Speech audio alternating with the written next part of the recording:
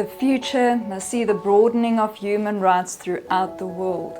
People who have glimpsed freedom will never be content until they have secured it for themselves. These are the words of Eleanor Roosevelt, spoken on September 28, 1948, before an audience of approximately 2,000 people. Just a few months later, on December 10, 1948, the United Nations adopted the Universal Declaration of Human Rights. Roosevelt, as the first chairperson of the Commission of Human Rights, was instrumental in drafting this impactful document. Now, this isn't a history lesson on Eleanor Roosevelt, but it's a reminder of the massive impact you can make in your own life and in the lives of others when you face your fears. Despite being known as shy and terrified of public speaking, Eleanor Roosevelt braved that fear and became a powerhouse in her own right. She redefined the role of the First Lady, spoke out for human rights, civil rights, and women's equality. How do you think she would have achieved any of that by hiding away in the shadows? Imagine if she'd let her fear of public speaking stop her. What a loss that would have been, not just for the world, but also for the fulfillment of her own life purpose. So what does this have to do with you? Although not all of us aspire to become prominent public figures or make history, each of us has something holding us back from living life fully. Things we would love to do if only that one thing didn't stand in the way. In this episode, I'll share steps I use to face and break through fears, and I hope that by the end you'll feel inspired to look beyond what holds you back and start living your life to the fullest. I'm your host Mandy, I'm a certified life coach, and let's get right into it. The big question is not what are you afraid of, but what is the real cost of your fear? What experiences are you missing out on? What memories are you losing? What impact are you not making? What purpose are you not fulfilling? Living within your comfort zone is almost like putting yourself into your own self-constructed jail. I used to be truly terrified of spiders. I would get into panic mode whenever I saw one, which was quite often. I feel like my fear just attracted more of the buggers to me. Now, at the time, I was still living in Germany, and I came to visit my then boyfriend, who is now my husband, here in South Africa, and he had tarantulas as pets. He spoke so passionately about how fascinating they were, and although I started to see them in a different light, I just couldn't get past my fear. I mean, we're talking about huge creatures with hairy legs. How can anyone be comfortable with that? But on my last day in South Africa, I had a going away party, and for some reason my hubby had to take the tarantula, her name was Princess by the way, out of her terrarium to, adjust or fix something in it. And I decided, let's see if I can do this. Armed with a drink in one hand, I reached out for him to place the tarantula on the other. Now my heart was racing and I was already preparing myself for the worst, but to my surprise, Princess didn't jump or scurry around. Instead, she calmly settled into my hand, her little feet lightly tapping my skin. I was holding a tarantula.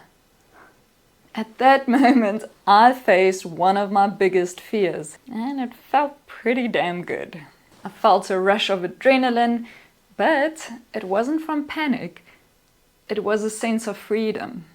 I realized in that moment that fear didn't have to control me. I was no longer going to be bound by it. Since then, I have always tried to live a life that is as free as possible, driven by a focus on the reward rather than the risk. Now, please don't get me wrong. It is not about just ignoring the risk and mindlessly bashing through life. It is about making a calculated decision to create a life that is free from self-imposed restrictions. When it comes to moving through your fears, it's a simple question of, does the reward outweigh the risk? Let's look at a few examples. The reason you might be afraid of flying is because there is the possibility of the plane crashing, right? That is a very real risk, so we'll give it its weight on the scale.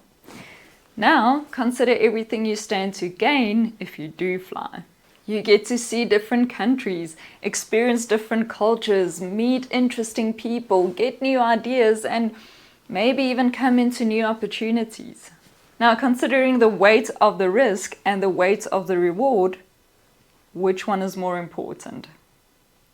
If you are terrified of public speaking, which I totally get, what is the risk? Freezing and embarrassing yourself?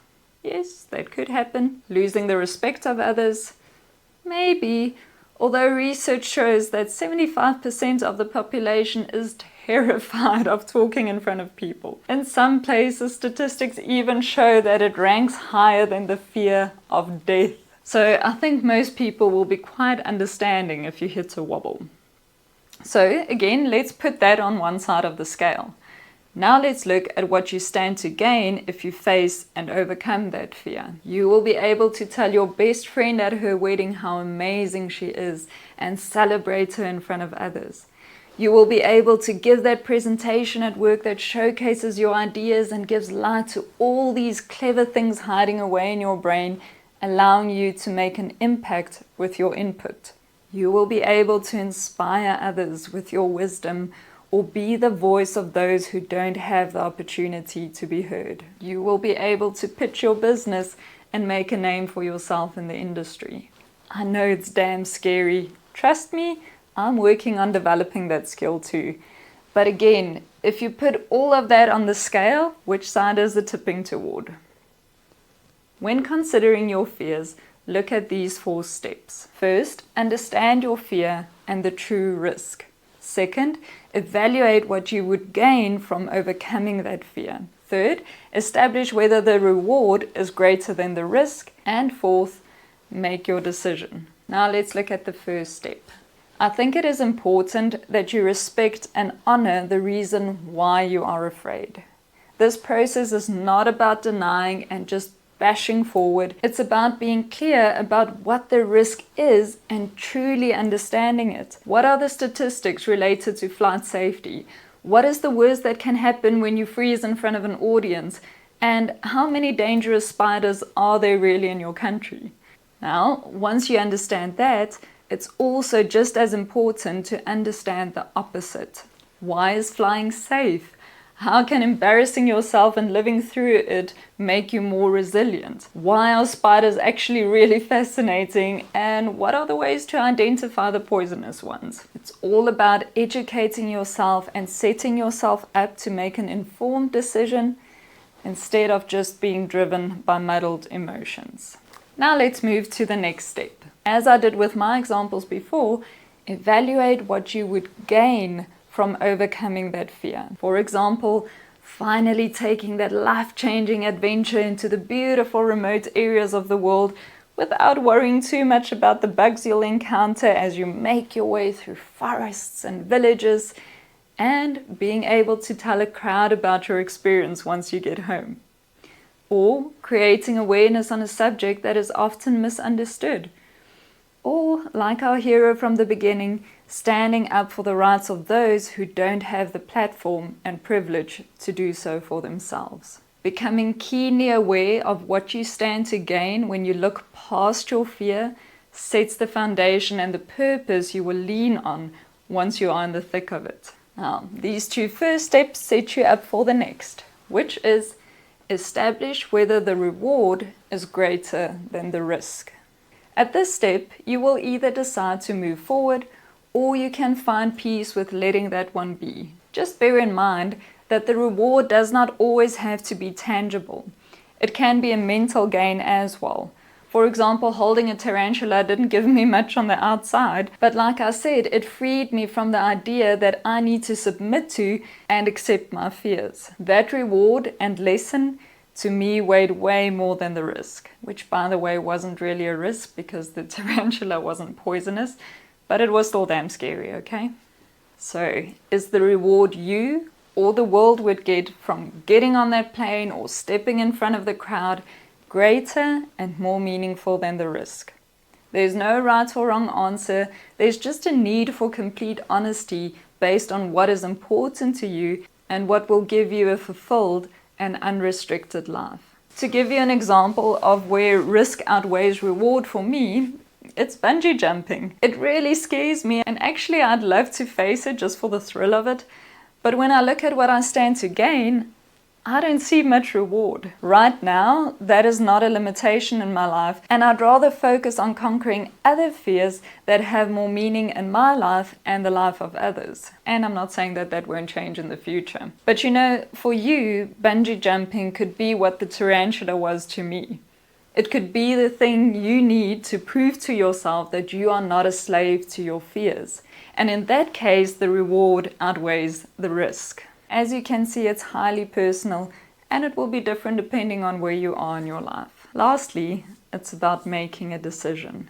Making a decision means that you are all in. You have weighed your options and have decided that facing your fear is more meaningful than accepting it. Great! This step is the simplest one because all the thought work is already done. But sticking to it is where you will be tested. At this point, you will have to continuously remind yourself of what you've discovered in step 2, the list of all the things you will gain, and then you let that be your driving force when things get tough. Now, one last thing I need to mention is that setting the right mindset is essential when facing your fears. It's not just about having courage in the moment, but being mentally prepared for the whole process. Understand that there may be setbacks along the way. You might find that you need more practice, or perhaps you'll discover that certain challenges just aren't for you. And that's perfectly okay. What matters is that you took that first step and committed to stepping out of that what-if zone. The what-ifs are often what hold us back. What if I fail? What if I embarrass myself? What if I'm not good enough? These thoughts keep us stuck because when we stay there, we neither have confirmation that our fears are true, nor do we have proof that they're not. But when you push through those doubts and you give yourself permission to fail or try again, that's when you start to break free. It's about embracing the discomfort of growth and realizing that every outcome is part of the journey. In my experience, facing the fears that hold you back opens the door to insight, wisdom, a new outlook on life, and a renewed vigor for what is to come. It will also give you confidence in yourself and certainty that you can rely on yourself to be courageous in the future. Ultimately, my wish for you is a life filled with fulfillment and peace. Fulfillment from facing what you need to face, and peace in letting go of what you don't need to hold on to anymore. When you look back on your life one day, I hope your heart fills with pride for every adventure you embraced and the courage it took you to live your life fully. You deserve that. I will close with the question I started with. What is the real cost of your fear? Thanks for hanging out with me again. I'll catch you again in the next one. Bye.